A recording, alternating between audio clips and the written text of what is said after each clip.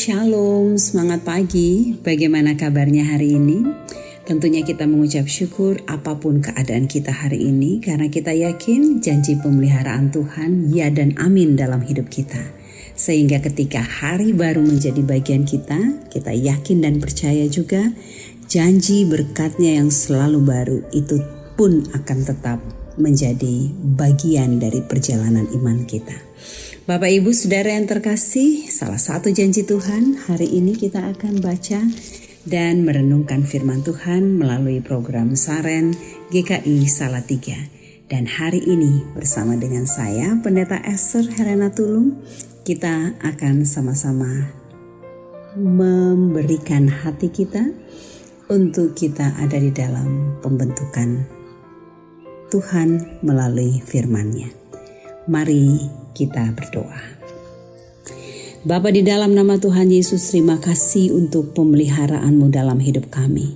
Kami sudah beristirahat dan hari ini kami boleh bangun dengan tubuh yang sehat dan kuat yang diberkati oleh Tuhan. Apapun keadaan kami sungguh bersyukur kepada-Mu, Allah pemelihara hidup kami dan penyedia semua berkat dalam kehidupan ini. Terima kasih karena Engkau pun memberikan kesempatan bagi kami untuk akan ada di dalam kebenaran firman-Mu. Tuhan kiranya akan tolong sehingga kami memiliki hikmat. Tuhan kiranya akan tolong sehingga kami memiliki hati yang bijaksana untuk bisa melakukan apa yang menjadi kehendak-Mu dalam hidup kami. Bapa, di dalam nama Tuhan Yesus, biarlah Engkau akan bersabda, Engkau akan berfirman bagi kami. Kami sudah siap dibentuk oleh Tuhan. Di dalam nama Tuhan Yesus kami berdoa. Amin. Bapak Ibu Saudara yang terkasih dalam Tuhan, surat Rasul Paulus kepada jemaat di Korintus, 1 Korintus pasal 10 ayat 6 sampai ayatnya yang ke-13 akan menjadi bagian bacaan kita di pagi hari ini. Bagian ini dibawa judul Israel sebagai suatu peringatan. Semuanya ini telah terjadi sebagai contoh bagi kita untuk memperingatkan kita supaya jangan kita menginginkan hal-hal yang jahat seperti yang telah mereka perbuat, dan supaya jangan kita menjadi penyembah-penyembah berhala, sama seperti beberapa orang dari mereka, seperti ada tertulis, maka duduklah bangsa itu untuk makan dan minum, kemudian bangunlah mereka dan bersukaria.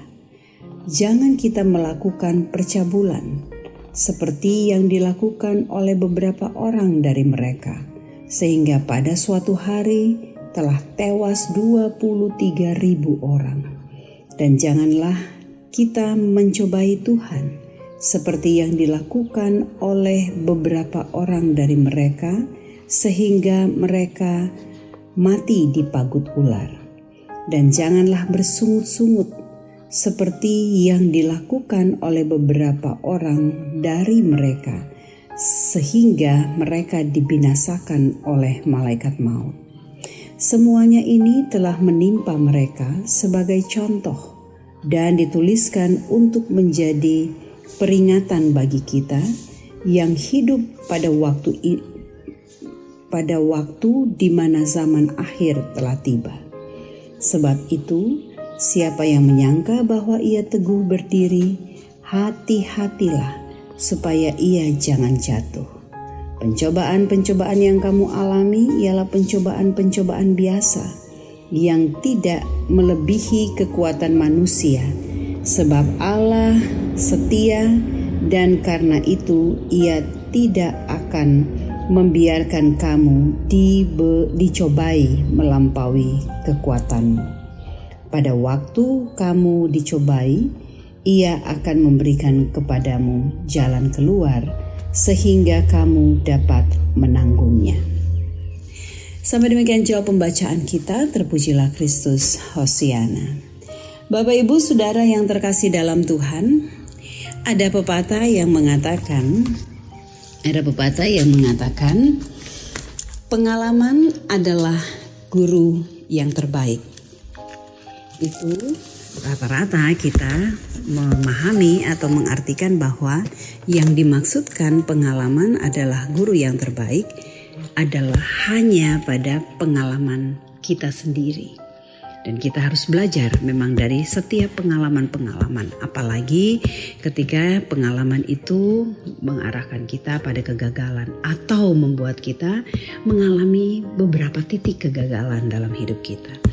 Tetapi ternyata pengalaman adalah guru yang terbaik itu tidak hanya sampai pada bagaimana kita melihat pengalaman hidup kita sendiri. Tetapi ternyata bagaimana perjumpaan kita dengan orang lain, bagaimana pengalaman-pengalaman orang lain itu juga bisa menjadi bahan untuk refleksi diri, bahan untuk evaluasi diri, dan kemudian kita berusaha untuk melihat, belajar, dan kemudian kita bisa memutuskan untuk melakukan apa yang kira-kira bisa menjadikan kita menjadi lebih baik berdasarkan dengan apa yang menjadi pengalaman orang lain. Misalnya, kenapa dia sukses? Oh ya, karena dia begini. Kenapa tidak kita melakukan hal yang sama? Begitu ya. Kemudian, kenapa dia atau kenapa mereka menjadi gagal? Oh, karena mereka seperti ini, dan seperti ini. Oh, kalau begitu saya tidak harus mengikuti apa yang menjadi jejak mereka sehingga mereka menemui kegagalan dalam hidup mereka. Nah, Bapak Ibu yang terkasih dalam Tuhan, ada hal yang menarik juga yang disampaikan oleh Rasul Paulus ketika ia ada bersama untuk membangun kehidupan jemaat di kota Korintus, walaupun pada momen ini ketika bagian bacaan yang kita baca ini, pada momen ini sebenarnya Rasul Paulus tidak bersama dengan mereka, tetapi dia hanya menyampaikan surat. Tetapi justru ketika ia tidak bersama lagi dengan jemaat yang ada di Korintus, jemaat itu mengalami begitu banyak kekacauan. Tidak hanya kekacauan dalam kehidupan mereka sehari-hari, tetapi juga kehidupan rohani mereka menjadi kacau balau. Relasi mereka dengan Tuhan menjadi kacau balau. Kita ingat bagaimana di jemaat Korintus mereka ini mengalami begitu banyak masalah moral, masalah perkawinan, masalah seksual, masalah penggolongan, bagaimana siapa yang merasa lebih benar, siapa yang merasa lebih berpengaruh, dan seterusnya. Dan itu secara otomatis menggoncang mereka sebagai satu persekutuan yang seharusnya punya satu dasar bersama untuk berjalan bersama. Dasar itu adalah apa? Adalah kabar baik atau Injil, keselamatan Allah yang seharusnya menjadi satu semangat untuk mereka berjalan bersama. Tetapi pada kenyataannya mereka tidak bisa hidup menjadi satu persekutuan yang bisa ngeblend gitu, yang bisa menjadi nyatu begitu, hanya karena ada beberapa hal yang setiap kali selalu diajarkan kepada mereka, diulang-ulang kepada mereka supaya mereka tidak melakukan. Makanya ketika Rasul Paulus mendengar bahwa terjadi kemerosotan, terjadi penurunan kehidupan spiritualitas mereka, kualitas hidup mereka sebagai orang percaya, Rasul Paulus merasa penting untuk memberikan kepada mereka satu surat yang isinya itu memberikan sebuah refleksi terhadap perjalanan atau kisah kehidupan orang Israel ketika mereka ada di padang gurun. ketika mereka ada di dalam janji berkat Tuhan. Kalau kita baca sebenarnya ayat 1 sampai 5 bagaimana Rasul Paulus memberikan pengantar bahwa nenek moyang mereka itu semuanya ada di dalam satu perjalanan. Mereka sama-sama makan makanan rohani yaitu mana. Mereka sama-sama minum air rohani yaitu air yang keluar dari batu karang. Mereka sama-sama minum air rohani yaitu Yesus Kristus gitu. Tetapi tidak semua mereka itu mengalami keselamatan. Tidak semua mereka itu bisa sampai ke tanah terjanji, tanah yang berlimpah dengan susu dan madu. Kenapa? Di ayat 6 sampai ayat yang seterusnya itu dikatakan bahwa karena mereka itu mengikuti apa yang menjadi kepentingan-kepentingan atau keinginan-keinginan kedagingan yang membuat mereka menjadi jauh dari yang namanya kasih karunia Tuhan, yang membawa mereka menjadi jauh dari karya keselamatan yang Tuhan sudah rancangkan dalam hidup mereka, yang sudah Tuhan janjikan dalam hidup mereka. Apa saja itu?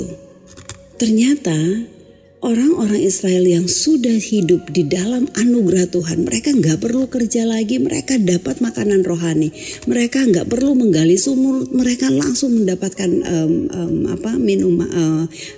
air untuk mereka minum.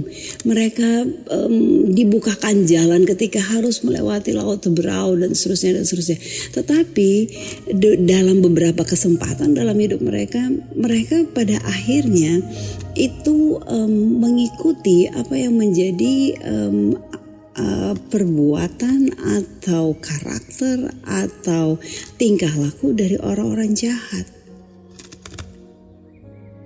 Banyak yang merasa bahwa kenapa orang itu sepertinya hidup mereka lebih enak ya, lebih happy ya, lebih berkelimpahan ya, padahal mereka jahat. Kadang-kadang manusia itu tergoda untuk memikirkan bagaimana supaya aku mengikuti jalannya aja ya, supaya aku juga bisa menikmati yang seperti itu. Pikiran sudah mulai tergoda dan kemudian lama-kelamaan kalau itu dipupuk begitu, kita juga akan menjadi sama seperti orang-orang Israel yang kehidupan mereka itu mengikuti pola kehidupan orang-orang jahat. Sehingga Rasul Paulus mengingatkan kepada jemaat di Korintus, janganlah engkau mengikuti jalannya orang jahat. Hal yang kedua, dia mengatakan bahwa janganlah engkau hidup di dalam percabulan. Percabulan menawarkan kenikmatan yang luar biasa yang sesaat tetapi bisa mengarahkan kehidupanmu pada kebinasaan. Tidak hanya bagi dirimu, tetapi orang-orang yang mencintaimu di dalam rumahmu, di sekitarmu, orang-orang yang mengasihimu, yang care terhadapmu. Itu pun akan tersakiti dan itu pun akan mengalami akan mengalami yang namanya tidak ada rasa gitu, mati rasa gitu. Dan itu bisa terjadi hanya karena pemilihan hidup yang hidup di dalam percabulan. Itu menawarkan kenikmatan luar biasa yang sesaat, tetapi konsekuensinya adalah kebinasaan yang luar biasa, yang bersifatnya kekal. Hal yang berikutnya adalah janganlah engkau mencobai Tuhan.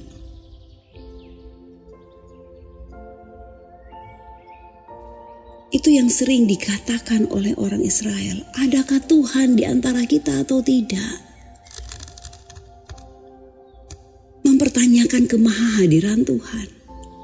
Karena merasa bahwa aku bergumul lagi, aku menderita seolah-olah aku ini adalah orang yang tidak diberkati. Oh Tuhan, apakah engkau ada dalam hidupku atau tidak? Apakah engkau ada di dalam proses hidupku yang setiap hari hidup dengan air mata ini Tuhan? Jangan pernah menyaksikan kemahahadiran Tuhan. Dan hal yang berikut adalah ini yang sering terjadi dalam kehidupan kita. Bersungut-sungut.